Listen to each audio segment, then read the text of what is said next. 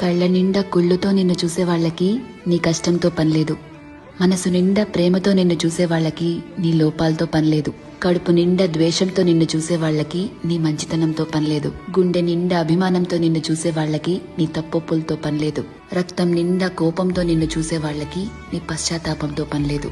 వీళ్లే కాదు, నీ చుట్టూ ఉన్న ఇంకో 100 మంది నిన్ను 100 రకాలుగా చూడొచ్చు.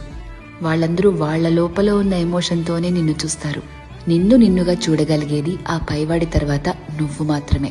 ఎప్పుడైతే నువ్వు నీలో ఉన్న తప్పులు ఒప్పులు, మంచి చెడు, నీలో కోపాలు, నువ్వు చేసే మోసాలు, నీలో మార్పులు, నువ్వు పడే పశ్చాత్తాపాలు, నీ చుట్టూ బాధ్యతలు, నీ ఆశలు, వాటికై నీ కష్టాలు, దేవుడిచ్చిన లోపాలు, నీ ప్రయత్నాలు, ఇలా ఎదుటి వాళ్ళని జడ్జ్ చేయడానికి మనం వెతుకుతూ ఉంటామే, వాటన్నిటి ద్వారా నిన్ను నువ్వు చూసుకోగలిగితే ఎలా అన్బయాస్డ్ గా, లాయర్లా కాదు జడ్జి లాగా, అప్పుడు నువ్వేంటో నీకు అర్థమవుతుంది కదా.